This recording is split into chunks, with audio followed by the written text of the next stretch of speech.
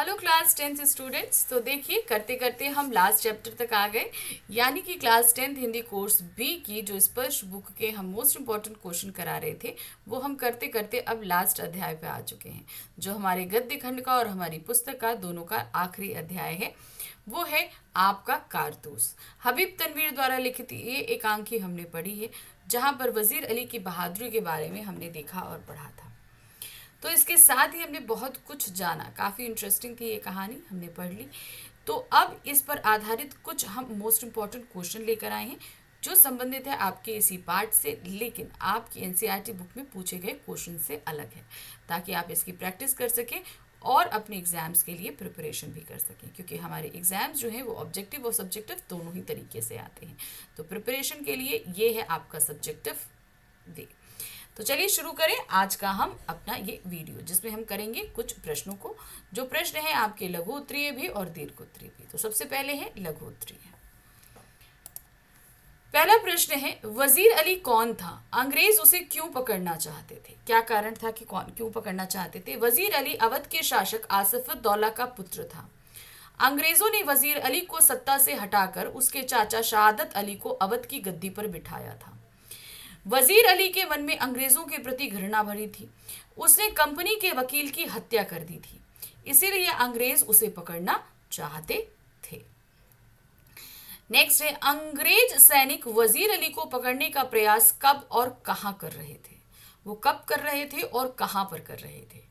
सन 1799 के आसपास का समय होगा जब अंग्रेजों ने वजीर अली को शासन से हटाया था। उसे काशी भेज दिया गया, यानी कि बनारस। वजीर अली अंग्रेजों से नफरत करता था। उसने कंपनी के वकील की हत्या कर दी और गोरखपुर के जंगलों में जा छिपा। अंग्रेज सैनिक वहीं जंगल में खेमा डालकर वजीर अली को पकड़ने का प्रयास कर रहे थे। तो उन्होंने वहीं पे टेंट डाला था, क्योंकि उन्हें पता था कि गोरखपुर के जंगलों में वो छिपा हुआ है। तो वहीं पर वो उन्होंने पूरा खेमा लगाया और डेली उसकी सर्च ऑपरेशन करते थे। तीसरा प्रश्न है, शाह जमा कौन था और उसे वजीर अली ने भारत आने के लिए क्यों आमंत्रित किया? शाह जमा अफगानिस्तान का शासक था और उन्होंने इसलिए बुलाया था उसे भारत, ताकि वो अंग्रेजों को यहाँ से निकाल सके। शाह जमा अफगानिस्तान का शक्तिशाली शासक था। उसे वजीर अली ने भारत आने के लिए इसलिए आमंत्रित किया ताकि वह भारत पर हमला करे। इसी समय वजीर अली भी उसका साथ पाकर अंग्रेजों पर हमला कर दे।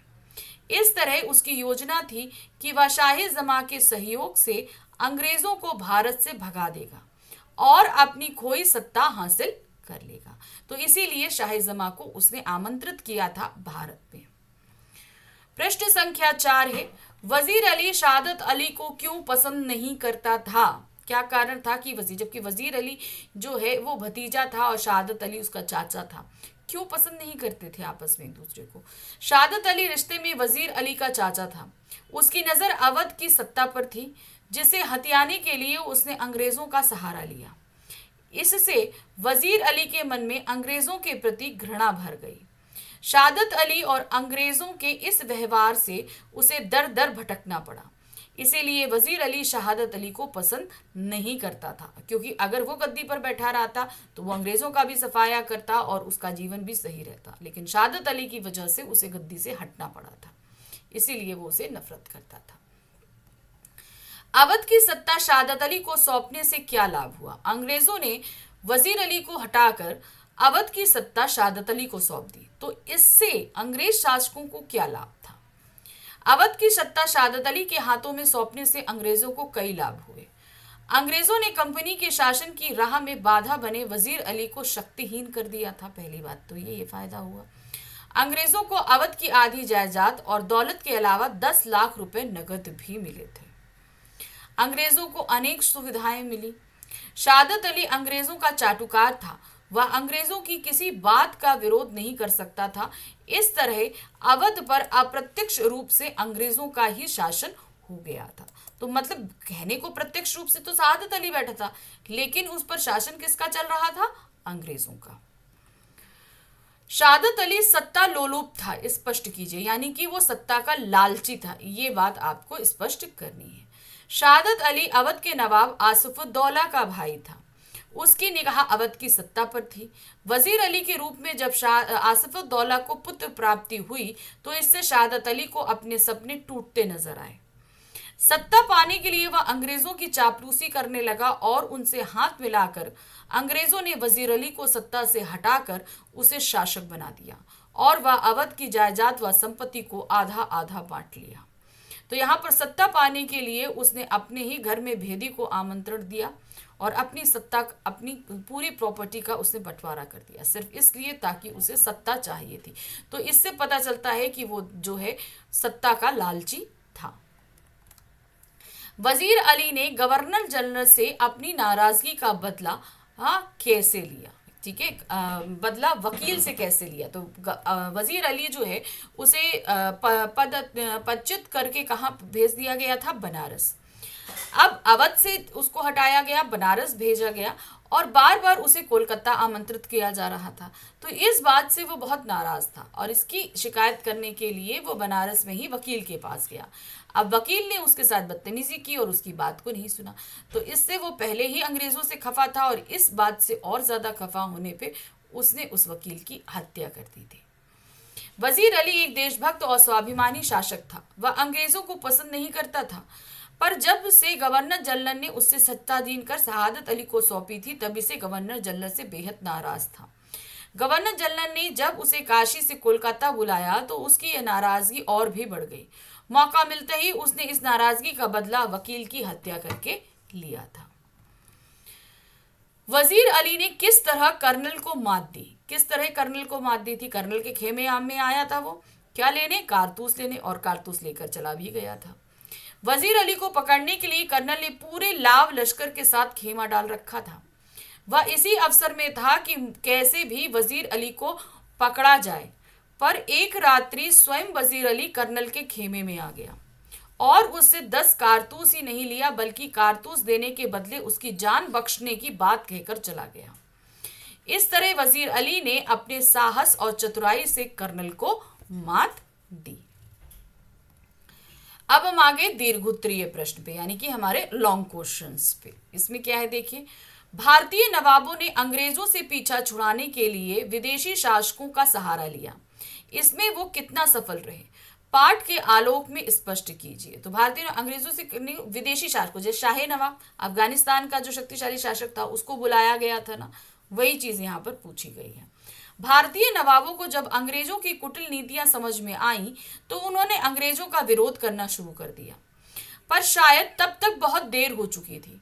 अंग्रेज फूट डालो और शासन करो की नीति अपनाते हुए संपूर्ण भारत पर शासन करने का हर संभव हथकंडा अपना रहे थे।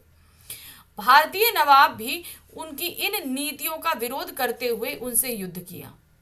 इसमें सफलता ना मिलती देखकर उन्होंने अफगानिस्तान के शासक शाह जमा को भी भारत पर हमला करने के लिए आमंत्रित कर दिया।